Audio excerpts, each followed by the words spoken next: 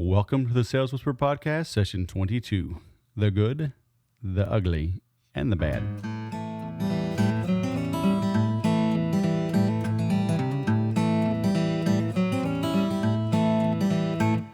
Welcome, everybody, to session 22 of the Sales Whisperer Podcast.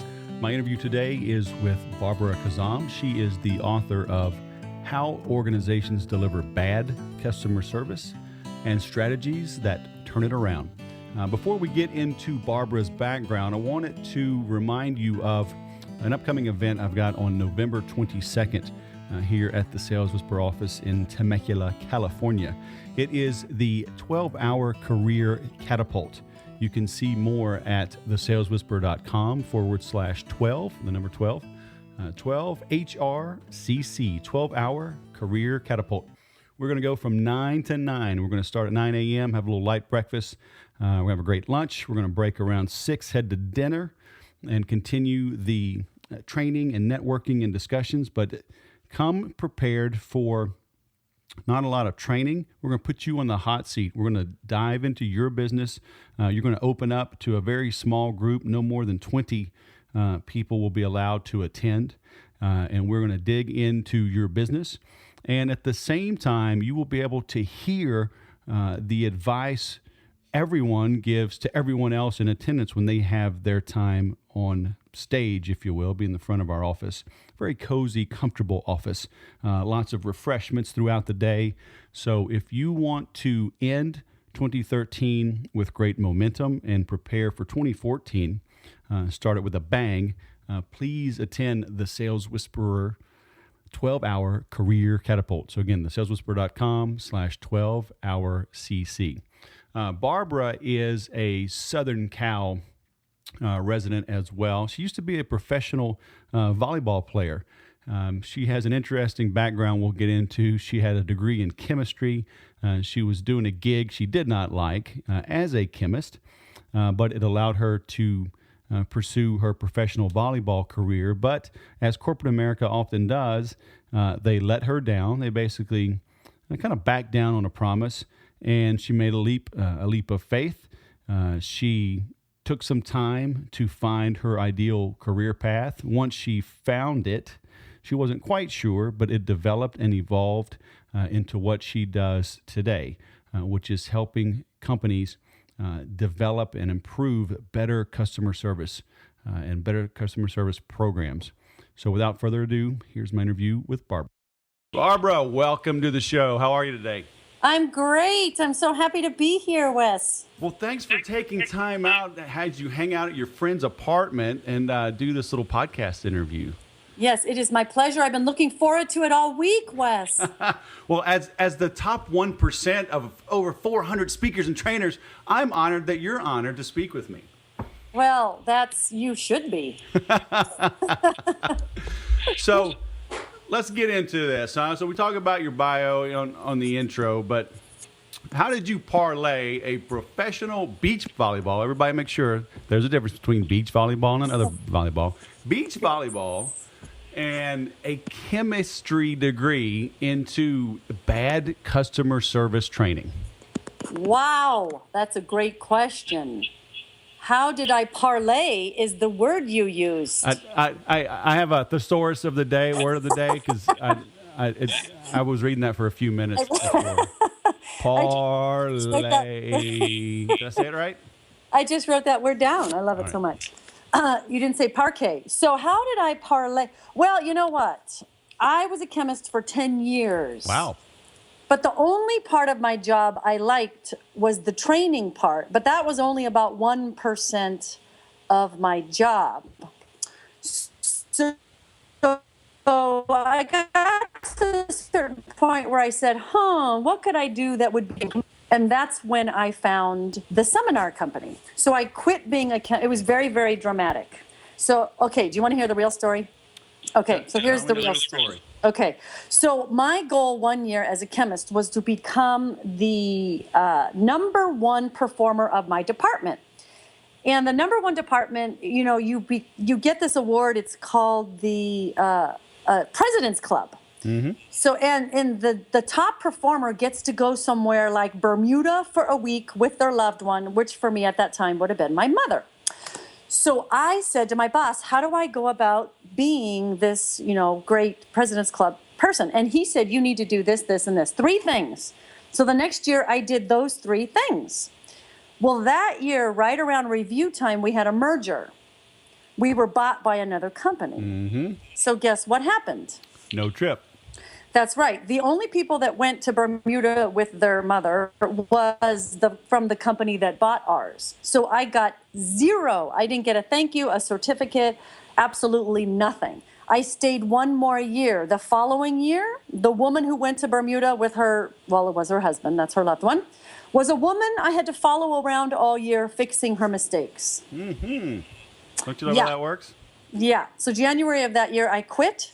8 months later, I joined a seminar company and did motivational speaking ever since. So you just quit cold turkey? That's correct. Did you have a job to go to? No. 8 months I was without a job. I take it you had savings? I did have savings. Yes, I was single at that time. So that's what happens when you're single. You may not know that because you are not single. I've not been single for 18 years. Yeah, yes, and you have lots of mouths to feed.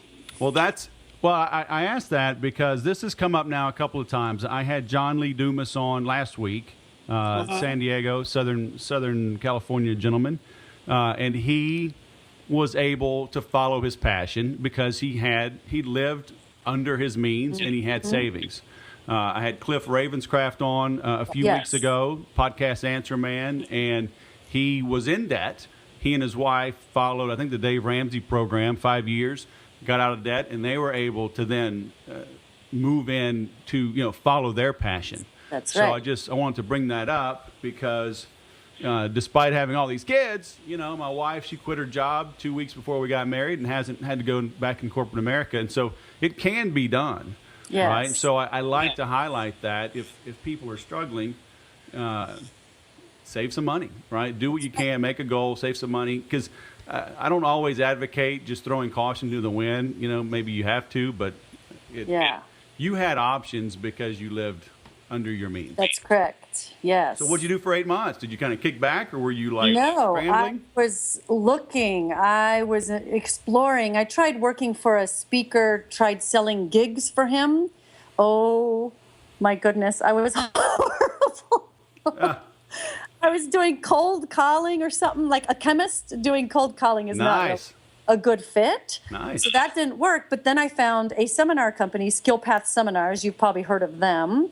I found them. They hired me, and boom, it was the best career choice I ever made, is doing that. And so how does a chemist convince a seminar company that you're a speaker?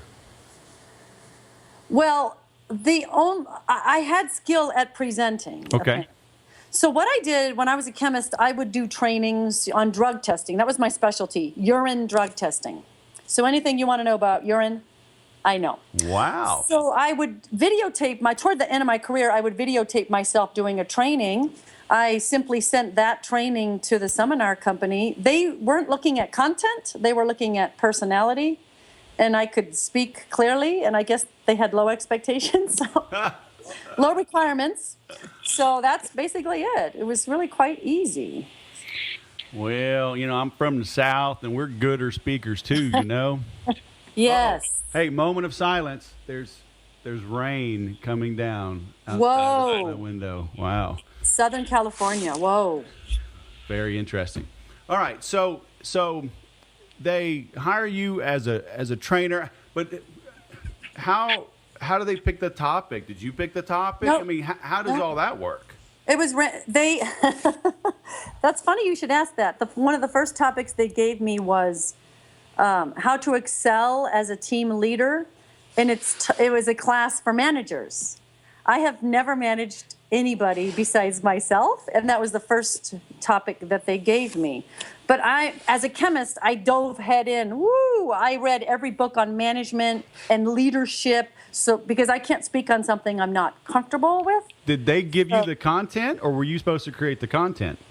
They gave me a workbook, Okay. which is what the participants would get. It's a 6-hour. Actually, I taught a 2-day class, so it's 12 hours. They would give a workbook, and then I created the stories. They gave me suggestions on what to read, but I just went out and head first went for it. But it was a great learning opportunity, obviously. And then every class I taught, I would learn from the participants. Sure. And then I would take their stories, and then it just got better and better with time. It was pretty fabulous. Yeah, we're getting a little choppy. I'm going to turn the video off. That usually frees up Good. bandwidth. So it Good. Okay. But every now and then I'll turn the video on just to see what you're doing. So Big Oh, Brother's watching you. I learned that from the NSA, but that's a whole nother topic. all right. And you, Turn off too, then. yeah, there you go. Because I maybe got a little slower bandwidth there. So, how long did you have to prepare? They said, okay, you're gonna teach this 6-hour, 2-day workshop, whatever. Did you have a week, a month? Oh, yeah. Let's see. I had probably a good month. Okay. Yeah. And so, the meantime, now, are you on salary in this position? Are No, you getting a no. piece of the action from those that attend? No, you only get paid per workshop, Okay. which is not much. And then there are products, they have products to sell, so you make a commission on what you sell. Okay. So the more you sell, the more commission you make. All right. So you have to be a professional presenter, trainer, and then you've got to start to weave in back of room sales, right? That's You got to be correct. teeing them up, prepping them. Was Yes. that a difficult process for you to learn? Because a lot of It people was cannot speak from the stage, sell from the stage. You know. It was very difficult to learn, yes, from someone who has never sold anything in her life. So, yeah, that was a process. But, once I stopped thinking of it as selling and started thinking of it as simply offering tools to help people further their education beyond me, it was a lot easier. Right. Because I wasn't pushing anything, I was just educating them. So once I made that mindset shift, everything changed for the better, and it became very, very easy. And so how long were you with them? 10 years, baby. Wow. Most people stay 2, but I was there 10 years. Because I'll tell you what, it was during this time I was able to play professional beach volleyball. Oh, gotcha. Yeah, so when I wasn't traveling for seminars, I was traveling for professional beach volleyball, so it actually worked out very, very well. So how did sports prepare you for this new career? Well, I think sports, I've always been athletic. My entire life I've been athletic. So I can't imagine my life without competition. I love competition and setting goals and accomplishing goals. So I think it's all natural. The skills I learn are used in volleyball were the same skills I used in speaking. Right. Same training and the preparation. And so it was all very congruent. Well, then why did you become a chemist? That doesn't seem congruent. Oh, God, no, that was a mistake. Yeah, well, in college, I started as an accounting major, hated that. Then I didn't know what to do. Well, when I was a junior, I changed to chemistry. Well, it was too late at that point to change to anything else. So I kind of just got stuck. When I was a chemist, I kind of was stuck. I was doing a job. I was good at it. I, did great at my job. I liked my boss, but I knew it wasn't what I was supposed to be doing with my life. And Right. I think a lot of people get stuck and don't leave. Right. I was fortunate enough, and like what you said, I had savings, and I just took that leap and went for it. Do you think if you'd have won that President's Club trip, you'd have stayed? I certainly would have stayed longer. Yeah, absolutely. Did you know you were unhappy then when you were doing the job? You know what? Not until that last year. Because, I set that goal. I want to be President's Club. Like, my sports. I set the goal. And when I didn't get the reward, I didn't get any recognition. What's funny is now I consult with a recognition company. And I do a lot of speaking on recognition. And it just brings me right back to that point because I got no recognition for a year's worth of work, and I lost it. I couldn't get it back. It was done. Well, I see that a lot. They say it's nothing like climbing the corporate ladder, and you realize the ladder was leaned up against the wrong wall. Oh, that's right.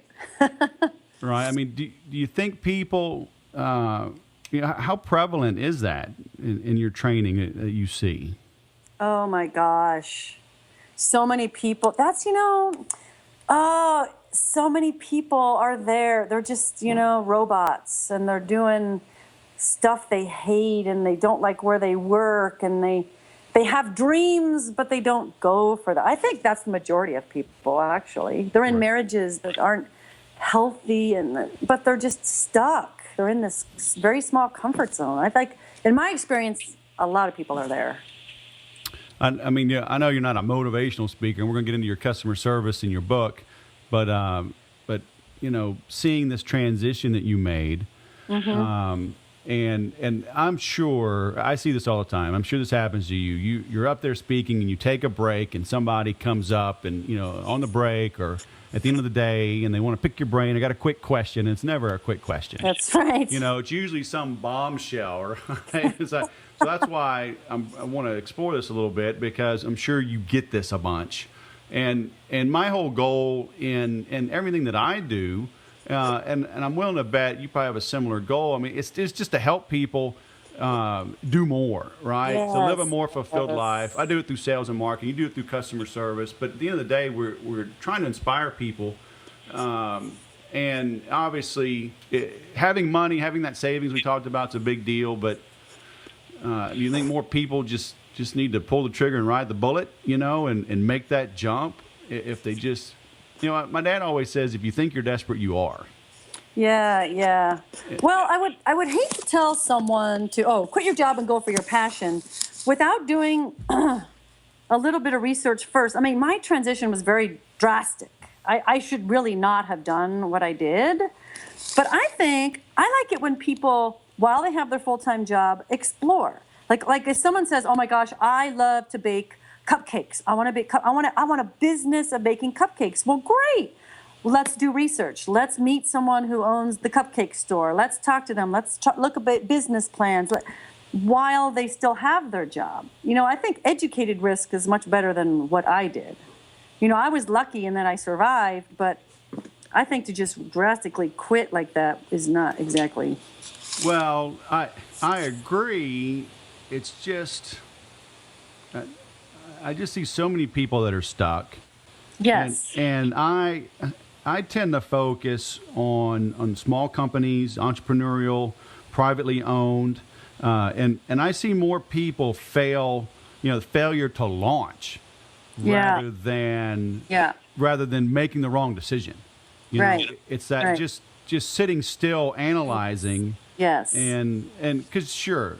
Yes. We could sit and draw up business plans and meet with advisors and, okay, great. That is the ideal path. Right. But I'm always the kick them out of the nest. Like, hey, you don't figure out the fly before you hit the ground. Right. I agree. There's got to be a point at which you've got to take action. I agree. I absolutely agree. So how did you make the shift into this, how organizations deliver bad customer service and strategies that turn it around? Aha, good question. Well, during my travels throughout my life, because when I was a chemist, I traveled a lot too, I became obsessed with customer service. I didn't understand why I was treated so badly everywhere. I mean, what? I walk in and the front desk person at the hotel doesn't look at me. I mean, what? So I was like, I just became obsessed with customer service, and I'm passionate about it. And it's such in my opinion, it's such an easy way to turn a company around. But it's not being done. So I am taking it upon myself to make this happen. Darn it all. So when did you begin this journey? So I started my company about 4 years ago now. Okay. And did you immediately launch it with a book, or?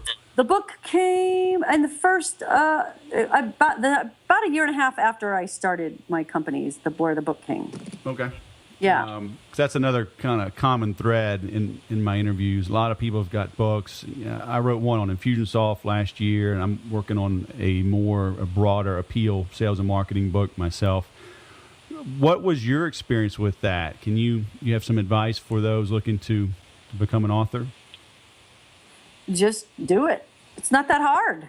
Well, I didn't. Did you self-publish? Yes, I did. Okay. And I have this great editor. My editor is fantastic. I can't tell you who he is because then you'll make him be too busy. But he is like in my head. Right. So I write, and because I have a weekly blog post, and I dread it, but I know I write what I think and my thoughts, and then he makes it sound so good. Mm-hmm. I love him. So that is really what made this easier for me, is that I just, put it on paper, or, some people just interview others. Right. If they don't want to write, then just talk to someone else, transcribe it. Boom. It's not that hard to write a book. How did you find this great editor? Through another speaker friend of mine that I was coaching with. Okay. He recommended him. Okay. So always referrals are really the only way I get and do business. Right. So what is your advice on turning customer service around? What can businesses do? What should they stop doing? What should they start doing? Well, it's kind of tough for me. See, I love working with all sizes of companies, but I really like the smaller companies, okay, because I can impact change faster. Right. And for me, it has got to start. It all starts with the guy or gal at the top of the chain. I've been hired so many times by the middle people who, and I do my thing in training and consulting, blah, blah, blah. But if the person at the top doesn't buy into it, it never, ever lasts. Is the person at the top usually oblivious? I don't know if they're oblivious. I don't know if they understand the importance of customer. And because for me, it's more than just customer service. It's employee service. If my employees aren't happy, then they're not going to make the customers happy. So I don't know if they just get it. They don't get the concept. Okay. Some of them, and it's some people say, oh, is it the older people versus the younger? No, it's all over the age range. Either you get the concept or you don't. Either you understand the importance of caring for customers and employees and really building true relationships, or you don't. It's black and white in a lot of cases. So do you get into a lot of kumbaya hand-holding, or is this just real-world, common sense sort of things that they're just not doing? I think it's both. Like, I've been doing a lot of healthcare stuff recently, a lot of customer service training. And we start with basics, like we create customer service protocols, which include things like, oh, hello, smile. When the patient walks in, make eye contact. And so it seems really basic, but a lot of people don't get it. Right. Acknowledge immediately, use the patient's name, introduce yourself. It seems basic, but these are principles that mean a lot to people. They love it when you say their name, but no one does this. So I start with that, just the basic behaviors. And this is what I found, is once people get the behaviors going, they see the positive response, then they get excited about it and they continue doing those behaviors. And do you help just brick and mortar type stores, or does this work over the phone? Oh, yeah, I do all of that. Okay. Yeah, so I like the brick and mortar. I also do call centers. We do a lot of call center work. So we do all things customer service. Is it just companies are just too focused on processes and routines, or they just leave it up to their staff to just figure it out, that they just never get around to saying, hey, be nice? Yeah, I think, this is what I've seen recently. There's been a lot of cutbacks, obviously, and a lot of budgets have been cut. So what I've seen a lot of companies do is they take their money and put it into marketing. Oh my God, we need the phone to ring. We need people to come in. They take money away from training. So what's happening is the phone is ringing, but they're not monitoring what happens when the phone is actually answered or what people are saying. They're not doing any type of metrics. And so the customer's pissed, hangs up, they have no clue. So I've seen that a lot, is that they're not training the employees properly, not monitoring, not making sure they're doing what they're supposed to be doing, but they're spending all this money on marketing. Customers are coming and going, and they don't even know. Do surveys come into play? Do you work on that? Yeah, well, love surveys. I love mystery calls. I do a lot of mystery visits. I'm a professional mystery patient. I've taken my clothes off for more people. Anyway, focus. Now. Yeah, you can learn a lot. And it doesn't even have to be me. It could be anyone that does mystery visits or survey. Any of that information is critical. What can small businesses do on a small budget when it comes to surveys? Do you have any tips on that? Yeah, well, they could do things themselves. They could hand out little cards. They could, it doesn't even have to cost much. They could get the customers' emails, send emails to their regular customers, comment cards. They could get their phone number and freaking call them. Even if I call, let's say, okay, I only call 5 customers a month and 2 of them are mad at me, that's a lot. It's 2 out of 5. That's significant. What if I only had 1 out of 5 that was mad? That's still a lot. It's feedback. Right. And do you encourage the owners and the top brass to keep their finger on the pulse like that, Yes. to make those calls? Yes, for goodness sakes.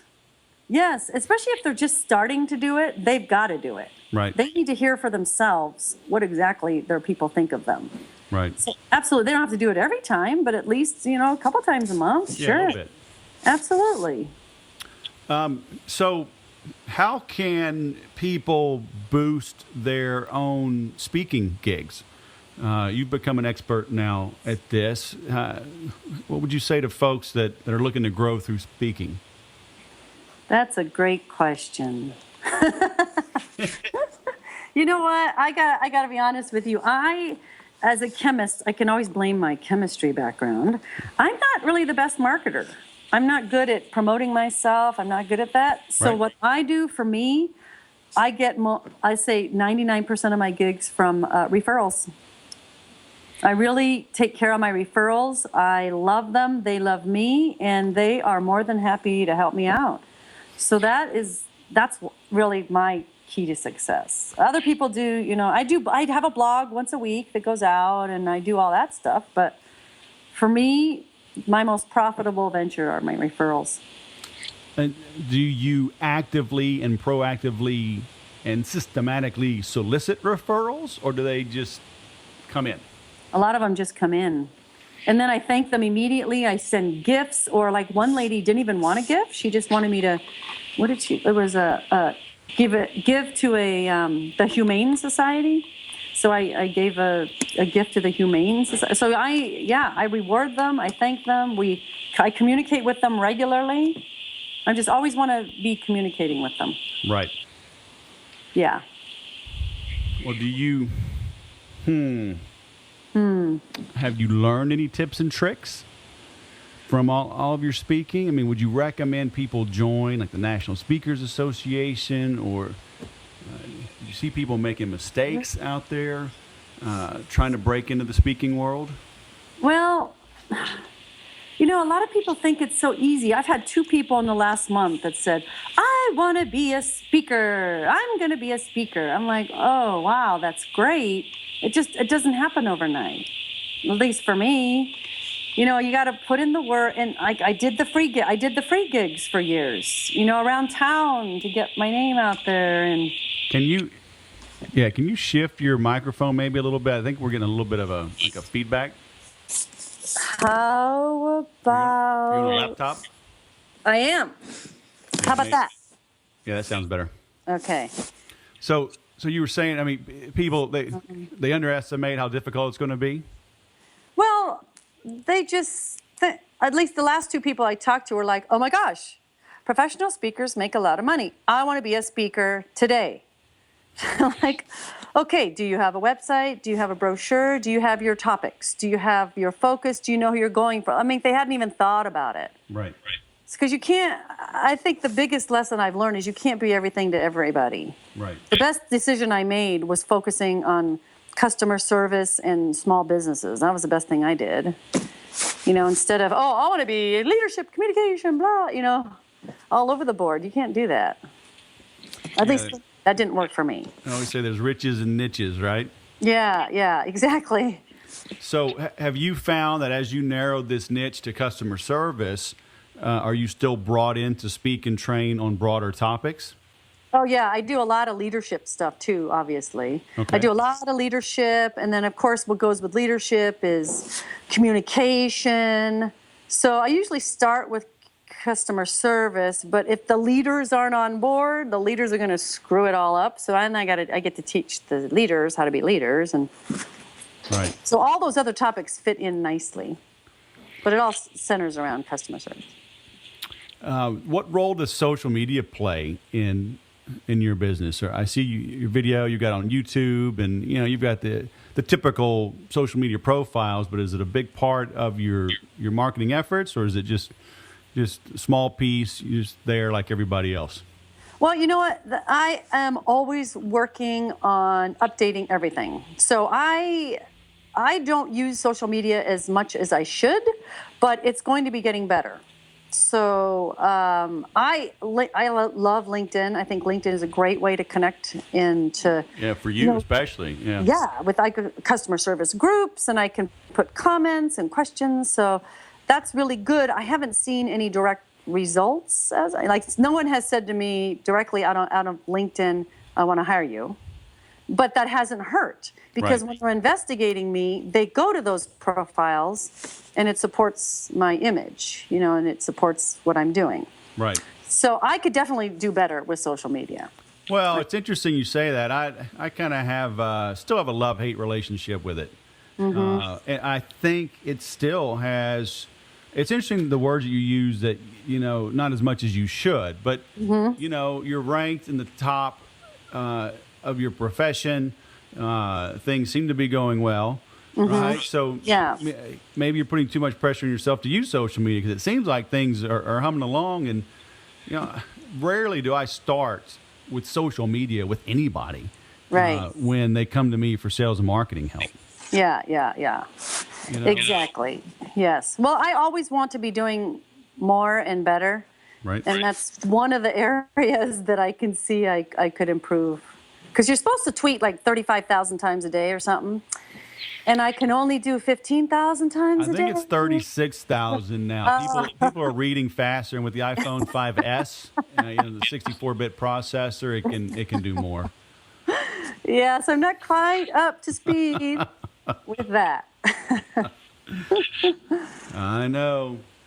What's the world coming to? I know it. Do you get into any kind of social media, like this reputation management people talk about in helping companies, have them leverage social media, kind of monitor? Oh my gosh, absolutely. I have them. That's one of the strategies that we have is that I need them to put out Google alerts. I need them to keep track of social media comments. Right. Because if someone puts something negative on there, they got to know they either need to comment or fix it absolutely. That's a big part of customer service nowadays.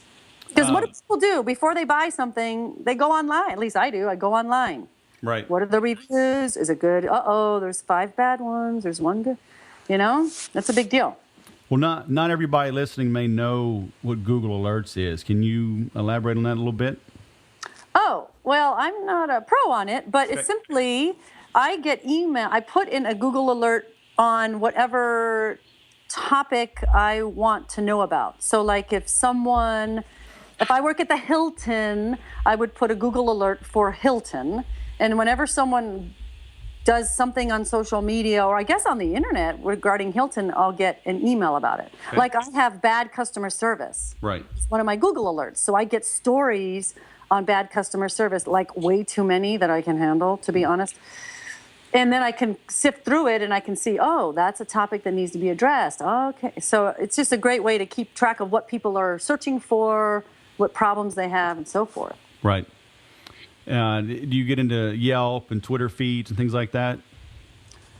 No, but I should, I guess. Yeah, you got check out Yelp. I mean, depending on the company, people will put a lot of reviews up there, and Twitter's kind of the same thing. You can do hashtags and look at kind of monitoring what people are saying.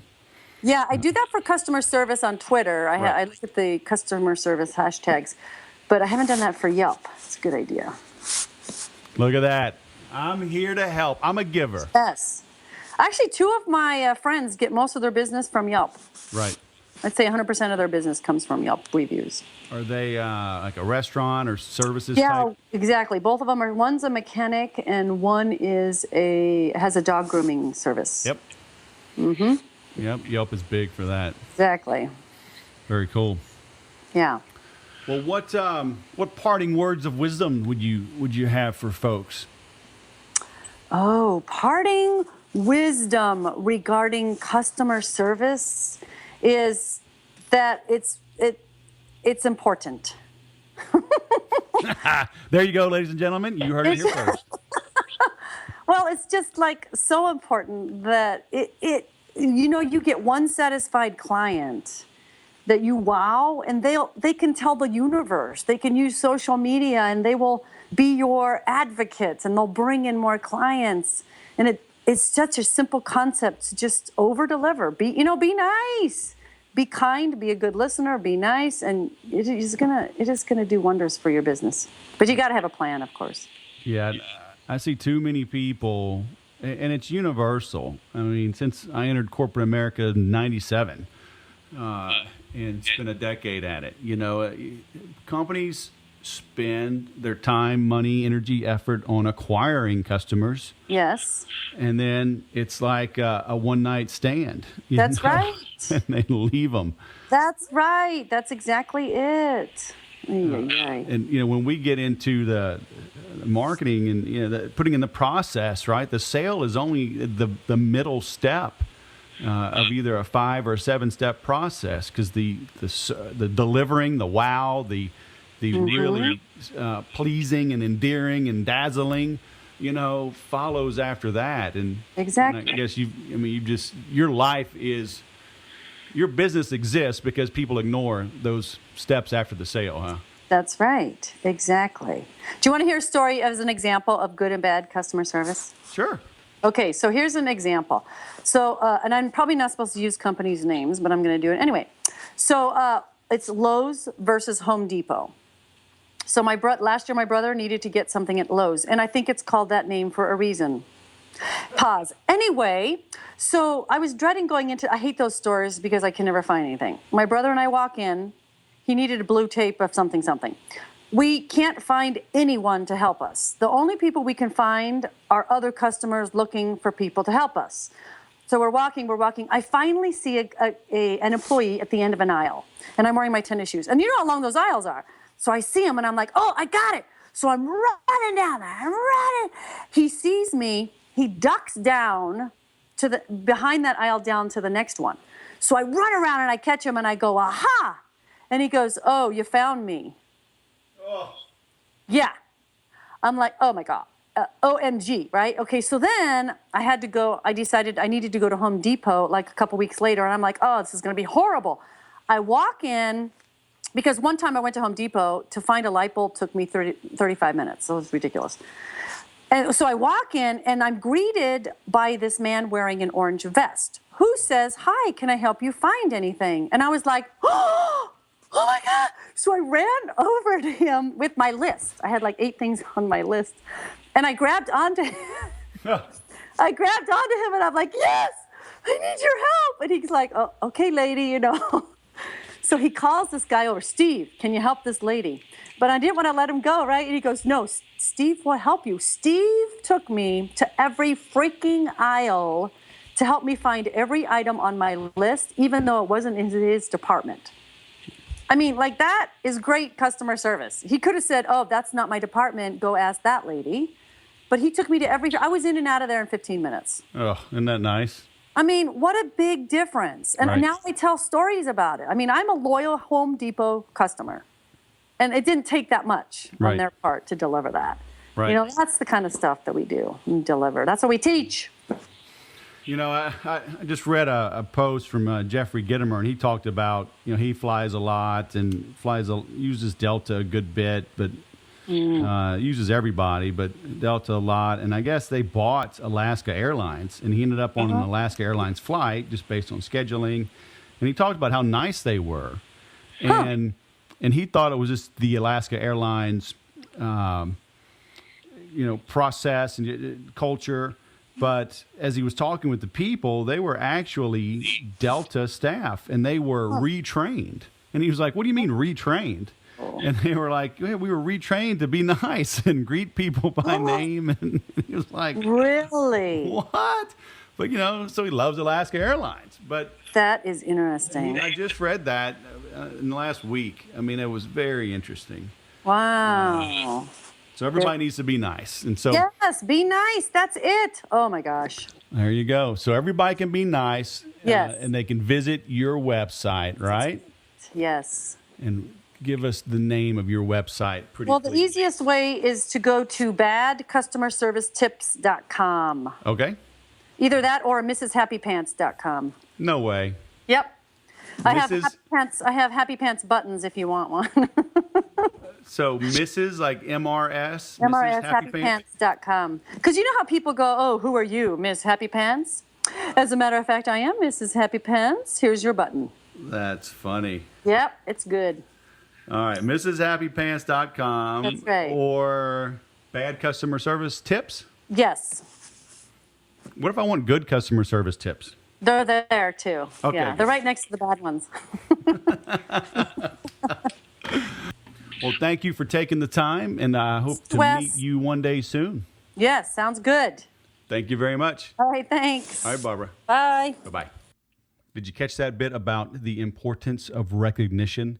Her lack of recognition, the fact that she did not win that trip after being told she would if she did certain things, is what pushed her out with no safety net. She just left. So what are you doing in your business? If you've got employees, make sure you take care of them. Recognize those people. It could be something as little as, buying breakfast for the office, buying lunch, maybe once a month. You rotate, you take a key employee or take a staff member to lunch. Maybe every week you rotate through and take one if you've got a larger staff.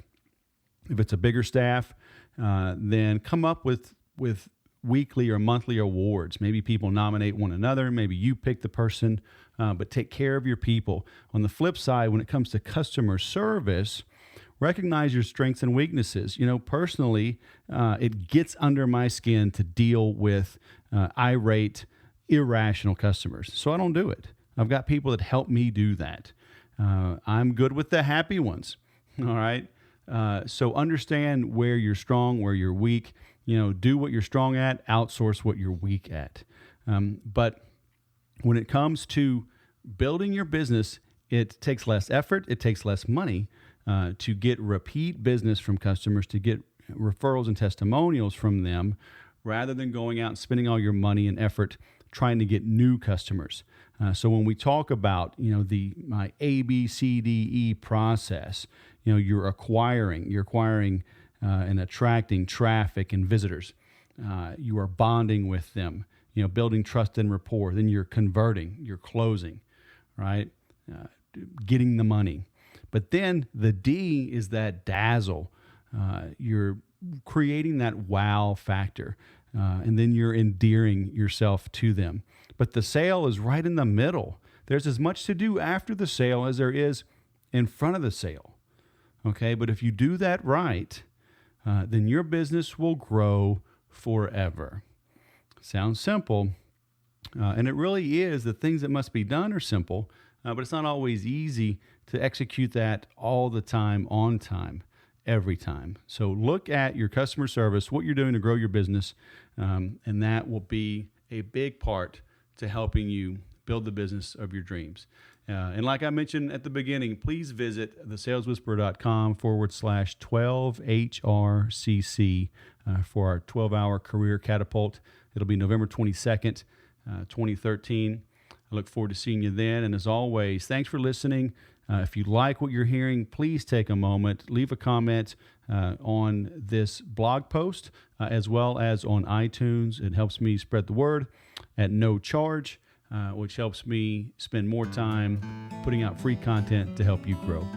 Thanks for listening. Remember to sell different.